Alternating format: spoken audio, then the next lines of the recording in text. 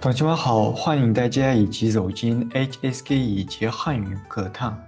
我们今天从第8课开始上课，慢慢开口说汉语。那我们开始吧。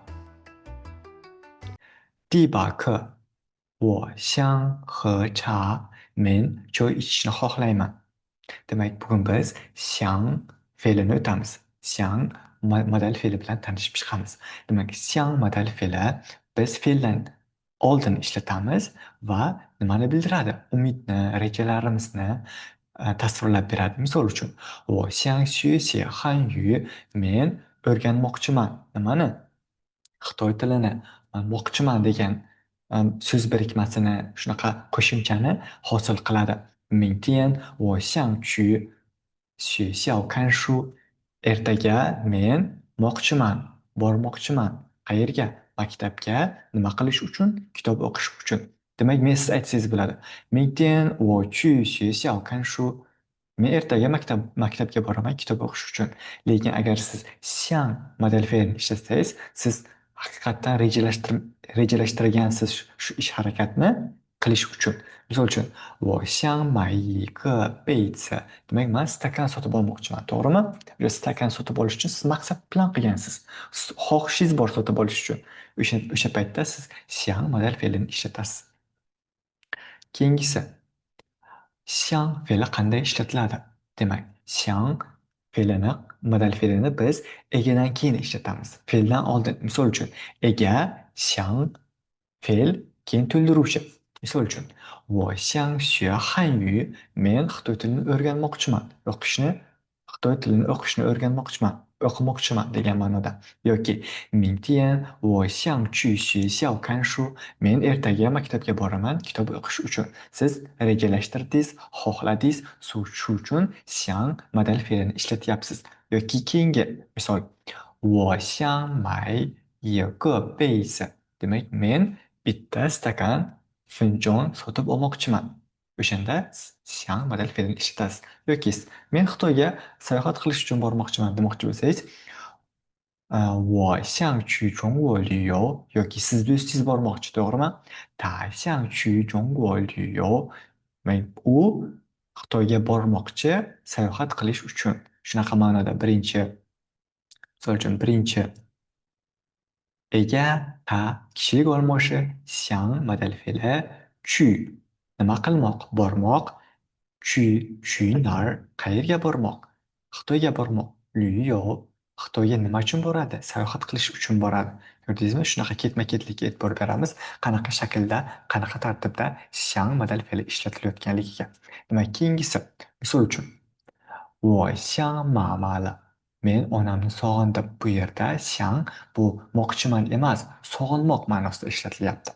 我很想家. Misol uchun siz Toshkentlik bo'lsangiz, misol uchun Samarqandda o'qiysiz yoki Samarqandlik bo'lsangiz Toshkentda yoki chet elda o'qiyapsiz. O'sha paytda siz ota-onani, uyni, vatanni sog'inasiz, to'g'rimi? O'sha paytda 想 modal fe'lini ishlatsangiz, bu sog'inmoq, qo'msamoq degan ma'noda ishlatiladi. Misol uchun, 我很想家. Men judayam uyimni sog'indim yoki 他想他的中国朋友. Demak, agar siz do'stingiz Xitoylik bo'lsa-yu O'zbekistonga o'qishga bordi, to'g'rimi? O'sha paytda do'stingiz, Xitoylik do'stingiz do'stini sog'inganda aytadi. Ne aytishingiz mumkin? 他想他的中国朋友. U Xitoylik do'stini judayam sog'indi yoki siz O'zbekistonga qaytdingiz va O'zbekistonda Xitoylik do'stlaringizni sog'indingiz. O'sha paytda shu gapni ishlatsangiz bo'ladi. Keyingisi, 多少 so'roq olmoshi qanday ishlatamiz? Ya'ni 多少 ko'p, 少 kam. Ko'p, kam, ya'ni qancha degan ma'noda ishlatiladi. Demak, 10tadan ko'proq bo'lsa, misol uchun 多少 so'roq olmoshini ishlatamiz. Misol uchun, 你们学校有多少个学生? Sizni maktabingizda qancha talaba bor? Yoki qancha o'quvchi bor? Yoki keyingi gap, 你有多少个汉语老师? Sizda nechta ustozingiz bor? Misol uchun Xitoyda o'qiyapsiz, sizda juda ko'p ustoz bo'ladi. Chunki 听力老师、阅读老师、口语老师、进入老师、写作老师很多. Judayam ko'p bo'ladi. Yoki keyingi uchinchi gap, 这个杯子多少钱? Mana bu stakan qancha turadi? Necha pul? Necha, qancha degan savollarga ma'nolarda keladi 多少 so'roq olmoshi. Keyingisi, 多少家名色va 多少bilan ot birgalikda ishlatsak qanaqa bo'ladi? Ni有多少本书? Demak, senda nechta kitobing bor? Bu yerda 多少 bin bu yerda hisob so'z, to'g'rimi? Nechtaligi, kitobni nechtaligini aytyapti. Ya'ni necha nafar, necha dona, nechta, ya'ni ta, dona, nafar, to'p, o'ram degan ma'nolarda ishlatiladi, to'g'rimi? Buni sanab bilamiz. Bitta, ikkita, uchta, to'rtta deb. O'sha paytda biz 多少ni ishlatamiz. 多少 bu ham sanaladi, ham sanalmaydigan narsalar uchun ishlatiladi. 你有多少本书? Senda nechta kitobing bor? Yoki 这里有多少水? Bu yerda nechta, qancha suv bor? Qancha suv bor? Ko'pmi suv, kammi suv? O'shanda 多少水, 多少水 sanab bo'lmaydi. Suvni sanab bilmaymiz, to'g'rimi? Sanalmaydigan ot. Sanalmaydigan narsa. O'sha paytda ham 多少ni ishlasak bo'ladi. Keyingi 今天来了多少人? Bugun necha kishi keldi? Bugun 来了 keldi 多少人? Necha kishi? O'sha paytda ishlatsak bo'ladi 多少ni. Yoki keyingisi 你需要多少时间? Senga qancha vaqt kerak? 需要 you need. How many times do you need? Qancha vaqt kerak sizga? Ingliz tilida, to'g'rimi? Xuddi xitoy tilida ham shunaqa. Ni senga 需要 kerak 多少 qancha 时间 vaqt. 多少 bu yerda so'roq olmoshi bo'lganligi uchun shu gapni ishlatsak oxirida m, ma qo'shmaymiz. Ma'ni qo'shmaymiz. Yoki agar 多少 ishlatmasak biz aytishimiz mumkin. 你需要时间吗? Senga vaqt kerakmi? Yoki agar siz ha 是的我需要时间 ha menga vaqt kerak degan paytda siz aytishingiz mumkin. 你需要多少时间? Senga qancha vaqt kerak? Shunda aytadi 1个小时, 半个小时, 5分钟, 1 soat, yarim soat yoki 5 minut degan javoblarni sizga berishi mumkin. Keyingisi 问价格多少钱? Agar siz narsani narxini so'ramoqchi bo'lgan paytingizda 多少 so'roq olmashni ishlatishingiz mumkin. Misol uchun aytishingiz mumkin. 这个本子多少钱? Mana bu kitob, mana bu daftar, notebook qancha turadi? Yoki keyingisi 这件衣服多少钱? Mana bu ko'ylak qancha? Narxi qancha? 多少钱 narxi qancha degan ma'noda keladi. 个 hisob so'zi. Demak, keyingisi 个 hisob so'zi asosan hisob so'zi hisoblanadi, to'g'rimi? Xitoy tilida. Va u otdan oldin maxsus bir hisob so'zlarsiz o'zi ishlatiladi. Misol uchun, 3个老师, 3ta ustoz, 5个学生, 5ta talaba, 1个杯子, bitta stakan, bitta finjon degan ma'noda, to'g'rimi? Misol uchun, 老师ga 位 bo'lishi mumkin. 一位老师, 2位老师, 位 hisob so'zini ham ishlatish mumkin, ya'ni hurmat ma'nosida. 你们几位? Siz necha kishi? Yoki restoranga borasiz, Xitoyda ko'pincha aytadi. 你们几位? 你们几位 deydi. Necha kishi? O'sha paytda bu yerda faqat bitta g'ni o'zi ishlatiladi. Boshqa hisob so'zlar kerak emas. Mana bu yerga misollarga qaraymiz. 一个杯子, misol uchun bitta nima? Stakan. 一个苹果, bir dona olma. 一个书包, bitta sumka. 一个本子, bitta kitob, bitta notebook, daftar. To'g'rimi? Kitob emas bu yerda. Xato ketgan bu. Shunaqa ma'noda ishlatsak bo'ladi. G hisob so'zini. Kov hisob so'zi, ya'ni nafar. Bir nafar, ikki nafar. Bu oila a'zolari uchun ishlatiladi. Li laoshi jiao, liu kou-zhen, 6 nafar oila a'zo bor, inson bor ekan. Li laoshi, li ustozni uyida. Ni you ji kou-zhen, ni jia you ji kou-zhen. Sening uyingda necha kishi bor? Necha nafar inson bor? Yoki wo jia you san kou-zhen. Mening uyimda 3 kishi bor. Otam bor, onam bor va men. Shunaqa ma'noda ishlatsangiz bo'ladi kou hisob so'zini. Keyingisi 3-tom va boshqa tomlar bilan birga qo'llanilishi, ishlatilishi, o'qilishi. Demak, 3-tom bo'lsa boshida va qolganlari boshqa tom bo'lsa, uni qanaqa o'qiymiz? Misol uchun, shouji, telefon, shouzuo, qo'lga taqadigan bilaguzuk yoki shoubiao, e'tibor beramiz. Nima uchun bu pastdan ko'tarilmadi? Tepaga to'g'ridan-to'g'ri chiqib ketdi. Chunki bilamiz, ikkita agar 3-ton kelsa, birinchi 3-ton bu 2-tonga aylanadi, to'g'rimi? Shou piao. Va 4-si shou tao. Bu nima degani? Qo'lqop degani. biao bu soat degani, qo'l soati. E'tibor beramiz, o'zimiz mashq qilamiz mustaqil yaxshiroq o'rganish uchun. Endi audioni eshitamiz va harakat qilamiz shuni ketidan qaytarib to'g'ri talaffuz qilishga. Demak, audioni eshitishni boshladik. 听录音并跟读，注意声调的搭配。 Listen to the recording and read after it. Pay attention to the collocation of tones. 老师、老人、雨伞、有用、每天、每年、美好、美丽、海边、海绵、洗澡、感谢、已经、以前、表演、表现。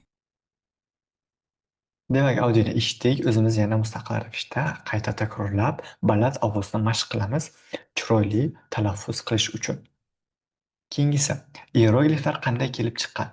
Demak, harakat qilamiz qarashga. Birinchi, shao, ya'ni judayam kam, little, few, bir nechta degan ma'nolarda ishlatiladi. Ya'ni kichkina miqdor uchun shao, ya'ni duo bo'lsa ko'p, shao bo'lsa kam degan ma'no, to'g'rimi? Qanaqa yozilishi va qanaqa holatdan kelib chiqqan. Misol uchun 4 ta guruch, to'g'rimi? 4 dona guruch judayam shao, judayam kam. Hozirgi kunda ham shunaqa ma'noda keladi. Judayam kam. 1, 2, 3, 4. 4 dona guruch judayam kam, to'g'rimi? Bir kosa emas yoki 1 kilo emas. Shunaqa ma'noda kelib chiqqan. Yoki g, ya'ni bir dona inson ma'nosida. Oldin qarang, qanaqa holatda yozilgan va hozir qanaqa holatga kelgan. G hisobsiz. Keyingisi, iyeroglif yozish ketma-ketligi.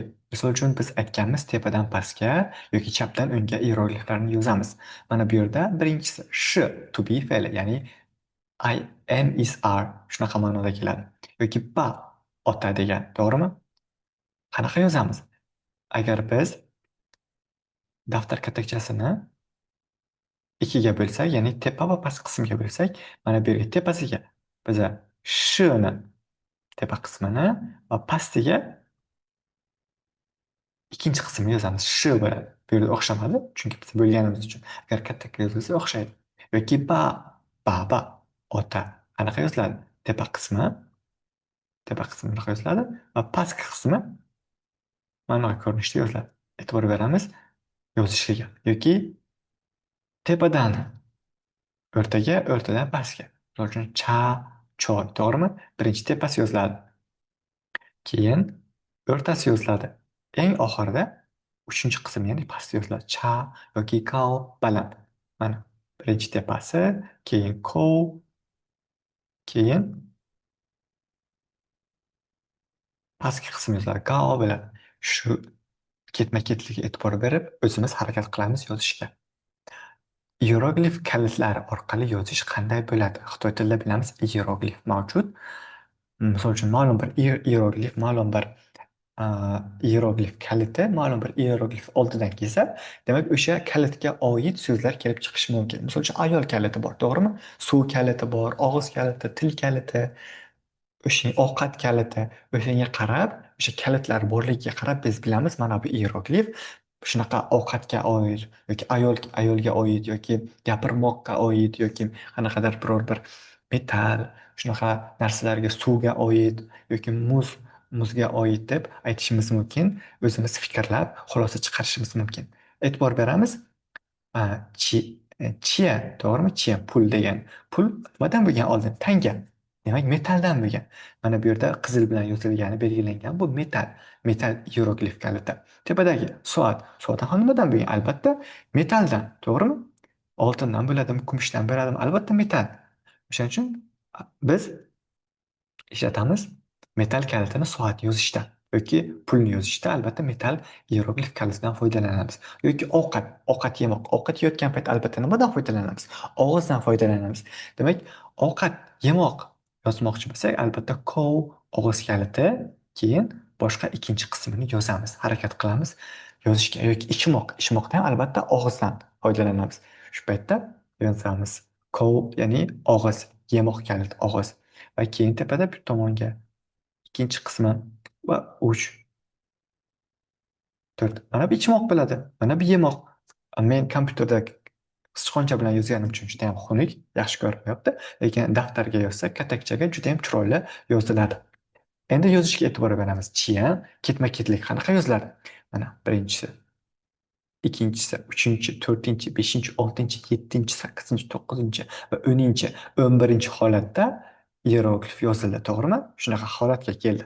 Ketma-ketligi tepadan pastga, pastdan o'ng tomonga, birinchi tomondan ikkinchi tomonga. Mana katakcha shunaqa holatda to'rtga bo'lingan. E'tibor beramiz yozish uslubi va ketma-ketligi. Ojon, soat so'zi. Soat so'zi ham xuddi shunaqa ketma-ketlikda yozilyapti. 2, 4, 6 va 10 ta. 10 ta harakatda yozilgan jon kalit so'zi, soat so'zi. Va yemoq. E'tibor beramiz ya'ni og'iz kalitiga, undan keyin ikkinchi qismiga. O'sha bitta daftardagi kichkina katakchani qanaqa qismlarda joylashgan yemoq hieroglifi va ichmoq. Ichmoq hierogliflari ham xuddi shunaqa holatda. Boshidan ketma-ketlikda yozilyapti. E'tibor beramiz qanaqa uslubda yozilishiga. Ketma-ketlikda yozsak esimizda qoladi va boshqa hierogliflarni yozayotganda ham qo'l keladi ketma-ketlik. Endi Xitoy pul birligi renminbi. Demak, Xitoyda pul birligi renminbi, to'g'rimi? Yuan yoki renminbi deb aytiladi.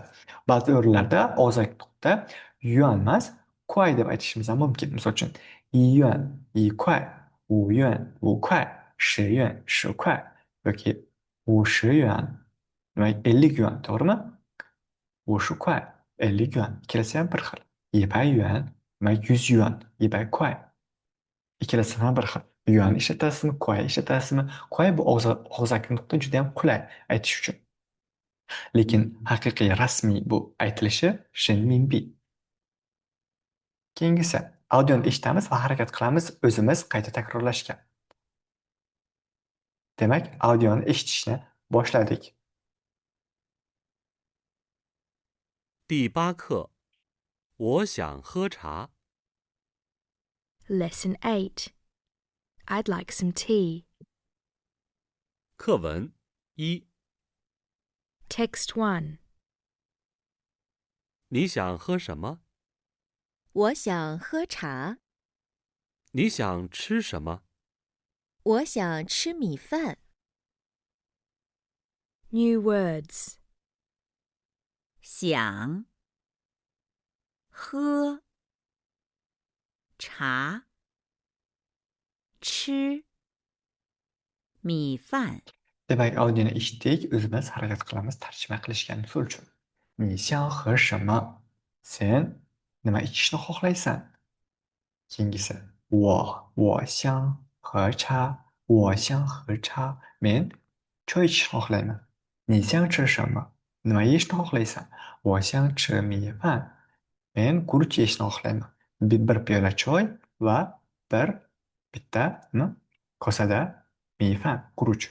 Demak, xiang bu modal fe'li, men xohlamoq degan ma'noda, xohlamoq degan ma'noda ishlatiladi. Ichmoq. Cha bu choy. Chi e'tibor beramiz, tishlarimiz bir-biriga tegib chiqadi. Miyfan, guruch degan. Chi yemoq. Keyingi matnni o'qiymiz va harakat qilamiz audioni eshitib qayta takrorlashga. Demak, boshladik. 课文2， Text 2. 下午你想做什么？下午我想去商店。你想买什么？我想买一个杯子。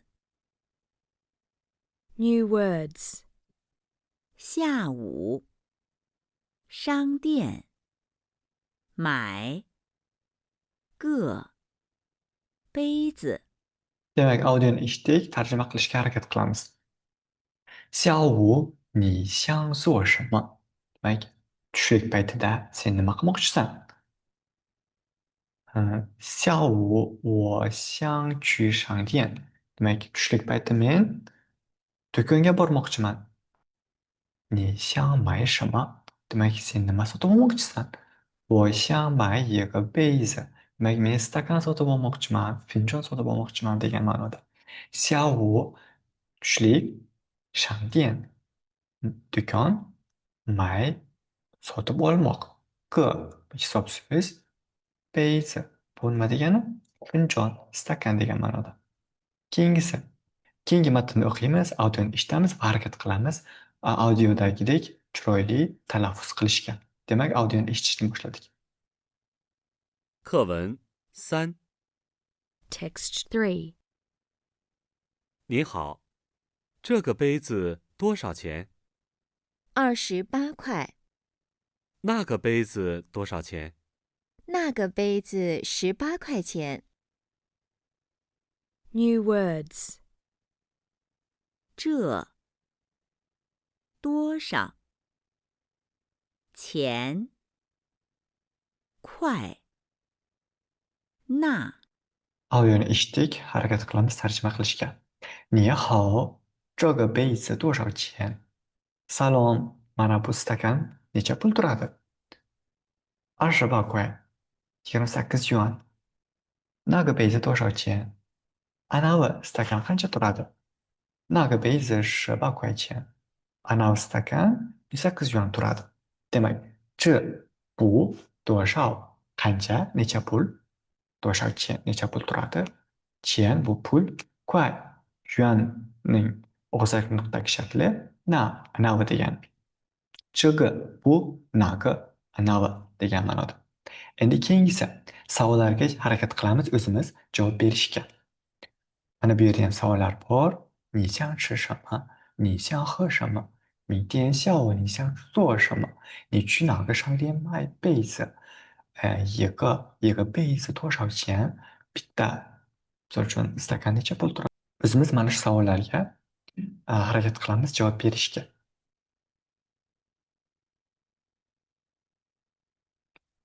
Bu yerda ham rasmlar bor. O'zimiz matndan o'rgangan so'zlarimizdan foydalanib harakat qilamiz javob berishga. Misol uchun, 明天什么时候我想去哪儿买什么 demak, 明天下午我想去商店买一个被子. Misol uchun nima? Finjon sotib olish uchun men do'konga boraman ertaga obedda. Shunaqa ma'noda qolganlarini ham o'zimiz harakat qilamiz ishlashga, bajarishga. Bu yerda iyerogliflarga qarab rasmlarni moslashtiramiz. Misol uchun, 杯子、茶、米饭、伞、中国伞、汉字 demak, 人民币. Birinchisi 钱 demak pul. F bo'ladi, to'g'rimi? 米饭 C guruch, 杯子 A stakan, 茶 bu choy, B 中国菜 D Xitoy ovqati, 汉字 bu mana bu yerda hieroglif I bo'ladi. O'zimiz harakat qilamiz o'rganishga, qayta takrorlashga va shu lug'atlardan foydalanib keyingi yuqoridagi savollarga javob berishga. E'tiboringiz uchun rahmat. 谢谢大家的观看，下次见。